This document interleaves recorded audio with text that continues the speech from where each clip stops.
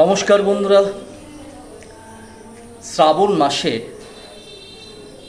যখন প্রতিটা সোমবারে উপবাস করবেন বা মহাদেবের পুজো করবেন, আমি এর আগেও একটা ভিডিওতে বলেছিলাম যে শমী পাতা বা আমলকি পাতা মহাদেবের মাথায় দেবেন।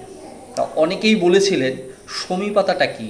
কেউ কেউ বলেছিলেন যে কৃষ্ণচূড়া গাছের পাতা, আমি বলেছিলাম না। কেউ কেউ বলেছিলেন এটা কি তেঁতুল পাতা, আমি বলেছিলাম না। শমী পাতা, শমী পাতা যদি একান্তই না পেয়ে থাকেন বা কোনো গাছ যদি না থাকে, কোনো নার্সারিতে কিন্তু আপনারা অর্ডার দিয়ে দিতে পারেন। তো চলুন বন্ধুরা, শমী গাছটা কেমন হয় আমি ভিডিওতে দেখাচ্ছি, চলুন। তো এই হচ্ছে শমী গাছ।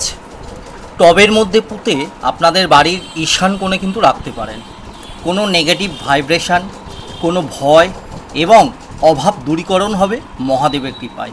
প্রতি সোমবারে মহাদেবের মাথায় এই শমী পাতা নিবেদন করলেন মহাদেবের আশীর্বাদ পাওয়া যায়। তো বন্ধুরা, এটাই ছিল আজকের ভিডিও। পরের ভিডিওতে দেখা হচ্ছে।